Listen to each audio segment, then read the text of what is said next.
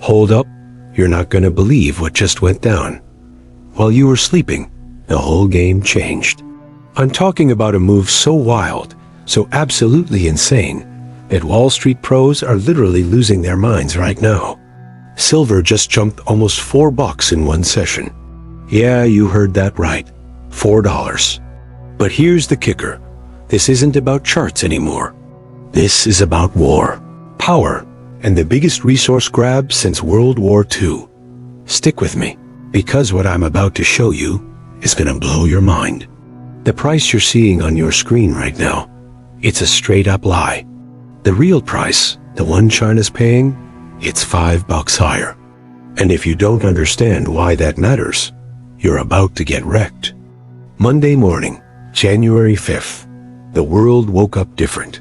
Silver's trading at $75.60. We surged nearly $4 in a single session. We erased the entire New Year's Eve crash. We smashed through resistance. Financial historians have a name for what's happening right now, a melt-up. But you gotta understand why this is going down.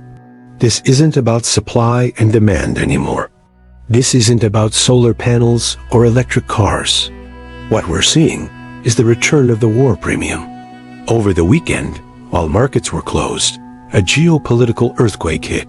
Reports confirmed that the U.S. military launched a strategic operation in Venezuela. The headline says regime change, but the subtext, the part that algorithms read, resources. Trump once said about Venezuela, we would have had all that oil. It would have been right next door. The market remembers that quote. The market reads this military action as a resource grab, plain and simple. To understand how violent today's move was, you gotta look at when it started. It didn't start at the New York Open. It started Sunday night when electronic markets opened. Silver didn't tick up, it gapped up. It jumped from 71 straight to 73 in the first minute of trading. Why?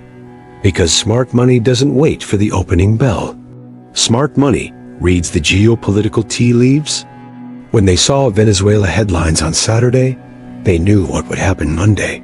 They knew oil would spike, uncertainty would spike. In times of war, silver acts as poor man's gold, but with way higher beta. So they placed market on open buy orders. Thousands of contracts hit the system at the same millisecond. This created a liquidity vacuum. There were no sellers. Who wants to be short silver when the U.S. military is active? Nobody. The price had to teleport higher to find liquidity. This gap is huge because it trapped the bears. Anyone who went home short on Friday, expecting a pullback, woke up Sunday night 20% underwater on their margin. They were dead on arrival. Their forced buying, their panic covering, added fuel to the fire ignited by war news. Let's dig deeper into the Venezuela narrative. Why does a conflict in South America matter for silver? Because Venezuela is a proxy for the entire global South. It's a proxy for Mexico, for Peru, for Chile. These countries produce the world's silver and copper. When the United States takes aggressive action to secure resources in one country, every other resource-rich country gets nervous. They start thinking about resource nationalism. They think if Americans are coming for oil, they might come for silver next. So what do? They hoard. They restrict exports. They demand payment in gold, not dollars. The market is pricing in a future where Latin American supply chains are broken or militarized. Mexico produces 25% of the world's silver.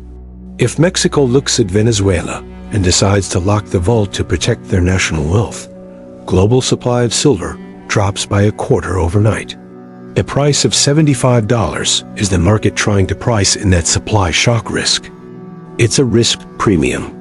Traders are paying extra today to ensure they can get metal tomorrow. This is why geopolitical rallies are so violent. They aren't based on earnings reports. They're based on survival instinct. Look at gold. Gold's trading at $2,416, up nearly 2% today. Gold is the general in times of war. When missiles fly, gold rises. It's the oldest correlation in finance. But look at silver. Silver is up 3.5%. It's outperforming gold by almost double. Why? Because silver is a hybrid asset. It's a monetary metal, a safe haven, and an industrial metal, a strategic resource. In a war scenario, you need silver to build weapons. Tomahawk missiles use silver. Satellites use silver. Fighter jets use silver. So conflict increases industrial demand for silver. At the exact same time, it increases monetary demand. It gets a double boost. Gold only gets the monetary boost. This is why silver is the high beta play on chaos. If the world is peaceful, silver is good. If the world is chaotic, silver is legendary. Right now, the world is chaotic and the price reflects the double demand. We also got to consider the buyer on the other side of this trade, the U.S. Department of Defense. With active operations in South America, the Pentagon's consumption of material accelerates. They are not price sensitive. If they need silver zinc batteries for drones, they pay market price. So war news isn't just psychological, it's physical. It means the U.S. government is about to enter the market with a blank check. Traders are front-running the Pentagon. They rebuying silver today at 75 because they know the government will buy it at 100 next month to restock the arsenal. This creates a floor under the price. You're not just betting against banks anymore. You're betting with the military-industrial complex. That's a powerful ally to have in a bull market. The bid is backed by the printing press of the Treasury and the demand of the war machine. The war lit the fuse, but a fuse needs dynamite to create an explosion. The dynamite is in China. While the U.S. focuses on Venezuela, China focuses on draining the vaults. The price gap between New York and Shanghai hasn't closed. In fact, it's widened. While we're trading at $75.60, China is trading over $80. The West is distracted by war. The East is distracted by accumulation. Arbitrage bots are feasting on this spread today, forcing the U.S. price to chase China higher. War started the rally, but the vacuum is sustaining it. There's a second force driving silver today. It's not geopolitical, it's structural. It's a force so powerful, it overrides the Federal Reserve and the banks combined. The Shanghai vacuum. The massive price gap between New York and Shanghai that opened this morning. While we trade at 75, China trades over 80. This $5 gap is a sucking chest wound in the Western financial system. It's draining vaults of London and New York at a rate that's mathematically unsustainable. Let's look at hard data from Shanghai Gold Exchange. We got AM fixed data this morning. Price of physical silver in China closed morning session at $80.87. The COMEX price in New York is $75.60. That's a difference of $5.27. In a normal functioning market, this spread shouldn't exist. Arbitrage traders should close it instantly. Buy in New York for 75, ship to Shanghai, sell for 80. Risk-free profit. This buying in New York would push price up. Selling in Shanghai would push price down. They'd meet in the middle. But they aren't meeting in the middle. New York is rising, but Shanghai is rising faster. The gap is widening. This tells us something critical. The hunger in China is insatiable. Even with metal flowing in, price keeps going up. Demand is overwhelming supply.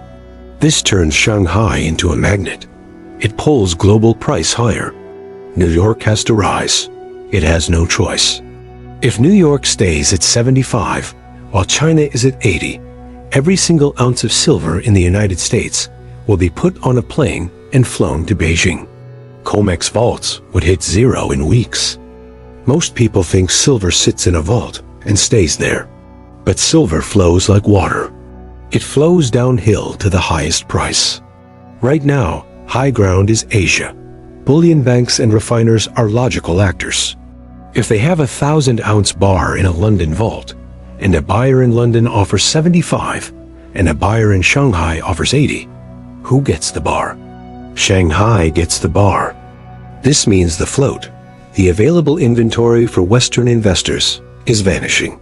You might try to buy a bar in New York, but the dealer says sorry, sold out. Why?